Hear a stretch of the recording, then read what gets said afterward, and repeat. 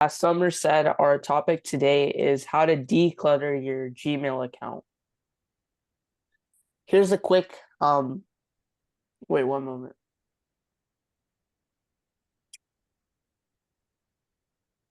Yeah, here's a quick table of contents of what we will be covering. So first, we'll um explore the importance of decluttering. Then we'll go on to how Gmail organizes emails. Then we'll cover managing your Gmail account. And finally, we will cover how to maintain a clean inbox. So here's the first part. So here's why decluttering is important. Firstly, it saves space on your Google account. And this is important because for free, you get around 15 gigabytes, which can easily like stack up. So unless you want to pay, you probably want to declutter your Gmail. And then it also makes it easier to find important emails quickly, especially when searching it by sender, subject, or keyword. It improves Gmail performance and search speed, reducing delays when opening or archiving messages.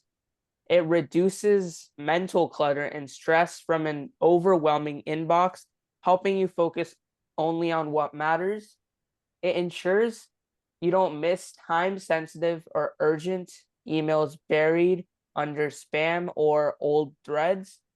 And it prepares you for storage limits, preventing disruptions when you reach the 15 gigabyte storage cap. So, yeah, it's pretty important. Yeah. So here's how Gmail organizes their emails. So there are these things called inbox tabs, which Gmail categorizes incoming mail into primary, social, promotions, updates, and forums. So primary is like, as it says, personal. So like any emails you get from most places. And then social is just social media. And then promotions is usually where you'll find a lot of like spam or like not spam, but like you'll get a lot of advertisements from companies regarding to like regarding their products. Yeah, there's also labels which function like folders but allow emails to have multiple tags. So it's helpful for cross categorization, which basically means that you can like label each email to like, let's say all your emails from, I'm not, I don't have an example, like all your emails from a specific spot, you can label it. So when you're searching for that label, then it's super easy. An example would be like if you label all your cyber senior emails like cyber seniors or like importance or anything like that. And then next we have stars and importance markers. So they visually flag emails so they stand out in your inbox. This is useful if you have like an email you would like to like get back to and it's like really important. You can just click the star button and then it will star it so you can come back to it later. And then yeah, here's how like the labels work. You can set colors so you can color code your emails. Yeah. Here's how to identify unnecessary emails. So first, there's emails from mailing lists or retailers that you never open. These are usually the annoying ones. Then we have notifications from apps or services. Next, we have conversations that are outdated and no longer needed. And this is a really important one. Oh, sorry.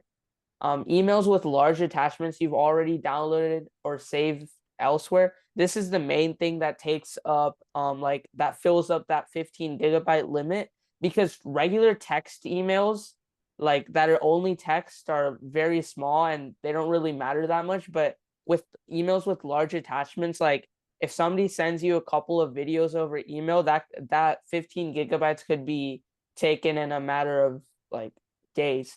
And then duplicate email chains or redundant newsletters over months or years are also pretty annoying. And then finally, messages and promotions or social tabs that have piled up over time. So, I mean, most people don't really need like an advertisement from 3 years ago. So this is what the the yeah, you should probably clear your promotions, but we'll get into how to actually do that. So here's how to use labels, filters, and tabs.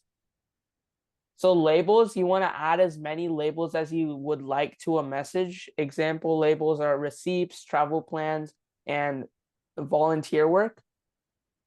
Nested labels are like sub labels under main categories to further organize emails.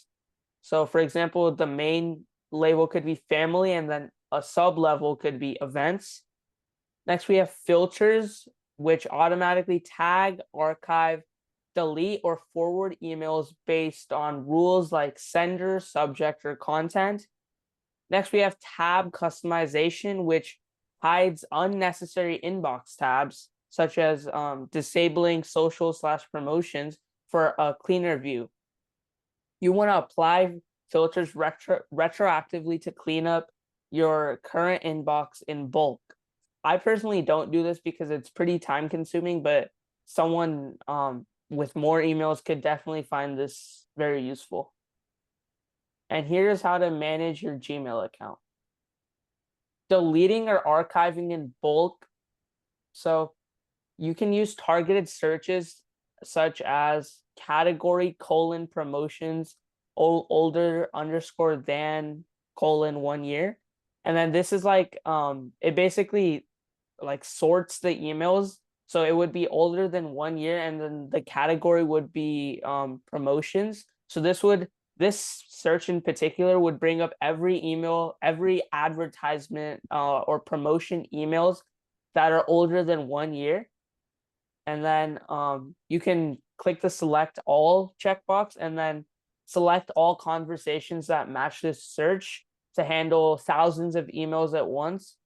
And then you can use the archive for messages you may need later. This keeps them searchable but out of your inbox. So that basically the subject of the email will be like saved, and then the content will not be saved. So you can still search it, and you can always get the content back, but this would free up a little bit of storage.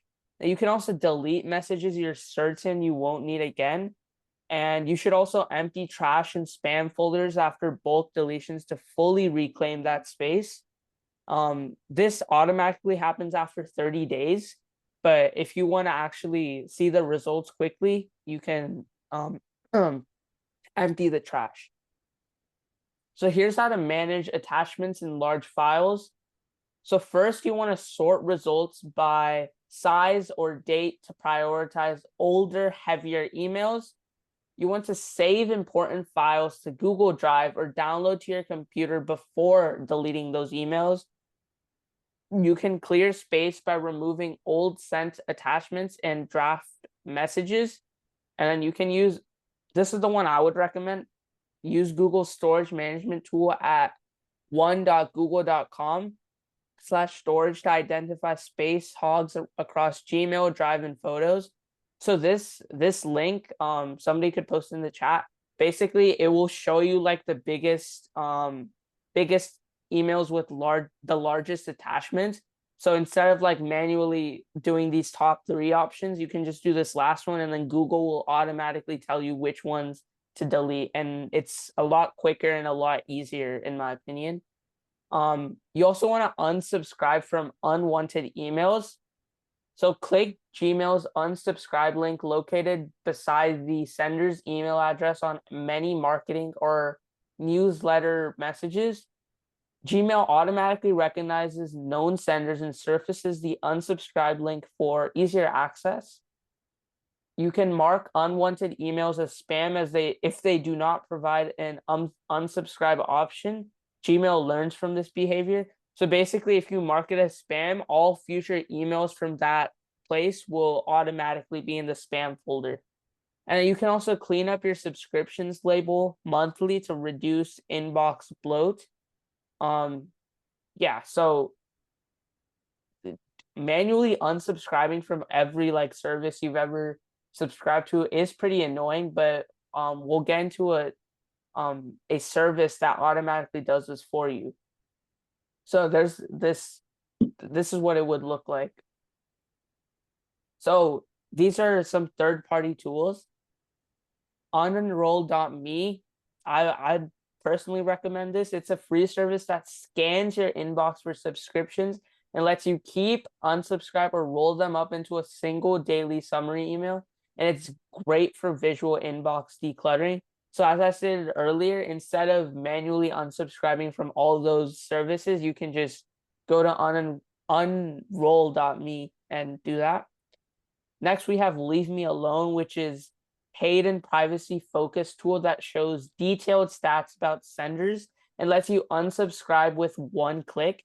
It works across multiple email accounts and supports bulk actions. Next, we have Clean Email, which is a premium service that offers automation rules, smart filters, inbox cleaning, and privacy control. It can also delete old emails and sort messages by type, but I would personally not use these bottom two because I mean they're paid, and unroll.me does a pretty good job with the subscriptions, which are like the bulk of the emails you really don't want. And here's how to maintain a clean inbox. So tips for organization. As we said earlier, you want to create filters, and you can, label, archive, delete, star, or any of those other options. You want to also use priority inbox, which Gmail can automatically sort important versus unimportant messages based on past behavior. You can also use the multi-star system, which you can instead of, by default, it creates a yellow star when you press the star button, but you can also select a different color, which could be useful to categorize those emails. You could also have pre-label incoming email. For example, emails from your bank can automatically be tagged finance. You can organize newsletter into a read later label, which keeps them out of your primary inbox. Here's some more tips. Set regular cleaning time. So weekly or monthly would be ideal. You want to act immediately because so whenever you get a spam email or something you don't really want, you want to archive or delete it as soon as you get them. It's just one click, but it will save you a hassle after a week when it completely fills up. And then you also want to update or remove outdated filters and labels, and you can keep automation relevant to your current needs. So if you don't use a label anymore, you should probably get rid of it. You should also avoid signups. So a lot of people, including me, use a secondary email address for online registrations and newsletters. So it's basically if a service requires your email and it's not that important, you could have an alternate email that's just for these subscriptions and such. And then you also want to use snooze for non-urgent emails, which temporarily hides messages until you're ready to read them. And then if you'd like to learn this lesson with a Cyber Seniors mentor, please go to www.cyberseniors.org or call 1-844-217-3057 to register for a one-on-one phone session. We also host weekly tech drop-in sessions from 2 to 3 p.m. Eastern time on Thursdays. Yeah, that's all.